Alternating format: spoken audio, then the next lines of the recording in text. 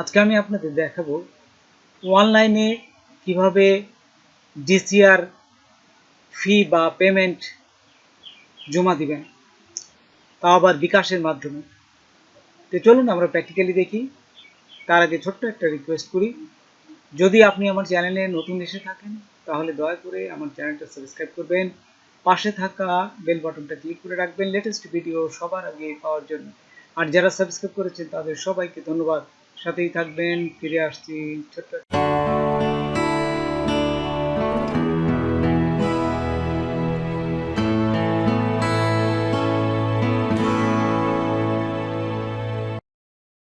প্রথমে গুগলে আসবেন, গুগলে আসার পর এই যে দেখুন উপরে আমি লিখেছি land.gov.bd, জাস্ট এটি দিবেন। এটি দেওয়ার পরে আপনাদের এরকম একটা পেজে নিয়ে যাবে।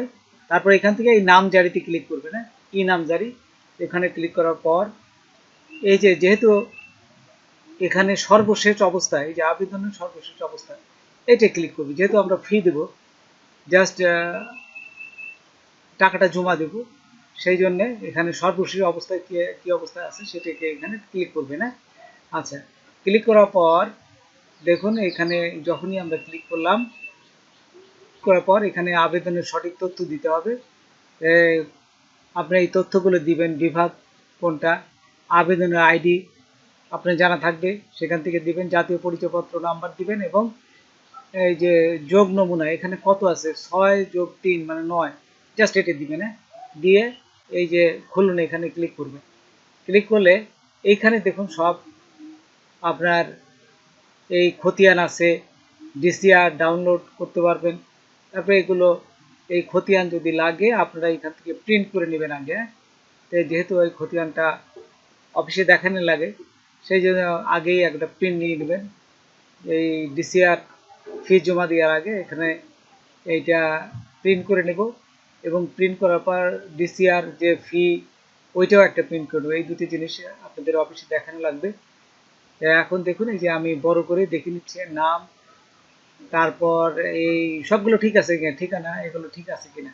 তারপরে এই যে প্রিন্টে যাবেন, কন্ট্রোল পি দিলেই হবে, প্রিন্ট দিয়ে এই যে এখানে প্রিন্ট দিলে প্রিন্ট হয়ে যাবে। আচ্ছা, প্রিন্ট হওয়ার পরে আপনারা এখানে আবার চলে আসবেন, এই যে ডিসিআর ফি, এখানে দেখুন ডিসিআর ফিতে আমি ক্লিক করলাম। ডিসিআর ফিতে ক্লিক করার সাথে সাথে আপনার এখান থেকে বলবে ডিসিআর ফি আপনার 1100 টাকা জমা দিতে হবে। এই যে সমস্ত কিছু দিয়ে দিচ্ছে এবং ট্র্যাকিং নাম্বার কত সেটাও দিয়ে দিচ্ছে। তারপরে এখানে বিকাশে ক্লিক করবেন, এই যে বিকাশে, যেহেতু আমি বিকাশে দেবো, আপনারা যদি অন্য কোনো কিসে দিতে চান, রকেটে, নগদে, তাহলে দিতে পারবেন। হ্যাঁ, আমি বিকাশে দিলাম। এই যে বিকাশে ক্লিক করার পর পাশে দেখুন ইন্টারনেট ব্যাংকিং আছে, এই যে ডান পাশে ইন্টারনেট ব্যাংকিং, এটি ক্লিক করবেন। হ্যাঁ, আচ্ছা, ইন্টারনেট ব্যাংকিং ক্লিক করলেই আপনারা এই বিকাশে আরেকটা অপশন পাবেন এখান থেকে। তারপরে যে অগ্রসর হন এখানে ক্লিক করলাম, ইন্টারনেট ব্যাংকিং যেহেতু এগুলো, এবং তারপরে এখানে বিকাশে ক্লিক করলাম। বিকাশে ক্লিক করলে পেমেন্টে ক্লিক করলাম। হ্যাঁ, আচ্ছা, ক্লিক করার পর এখন এই যে বিকাশের যে ফোন নাম্বারটা আছে সেই ফোন নাম্বারটা এখানে দিবেন আপনারা। তাই আমি দেখুন আমি আমার ফোন নাম্বারটা দিলাম, দিয়ে এই যে কনফার্মে ক্লিক করবেন। কনফার্মে ক্লিক করলেই আপনার এই নাম্বারে একটা কোড যাবে।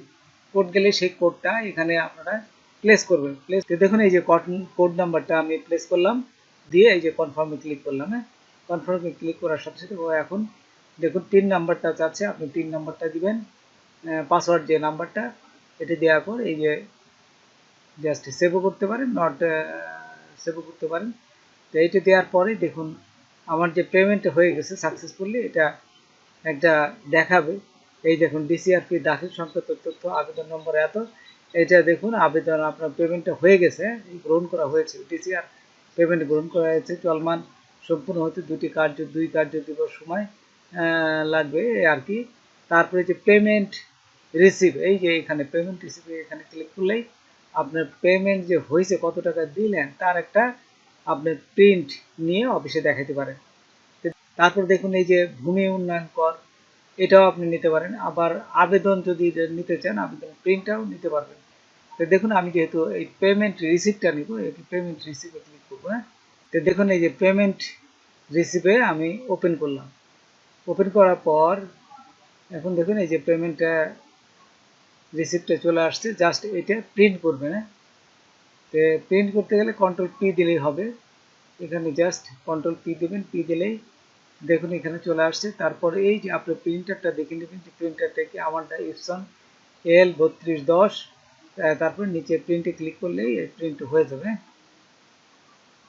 তো এইভাবে আপনারা এই পেমেন্ট যে রসিদটা এটা নিয়ে অফিসে জমা দিতে পারেন এবং ডিসিআর ফি আপনাদের কাটা হয়ে গেল।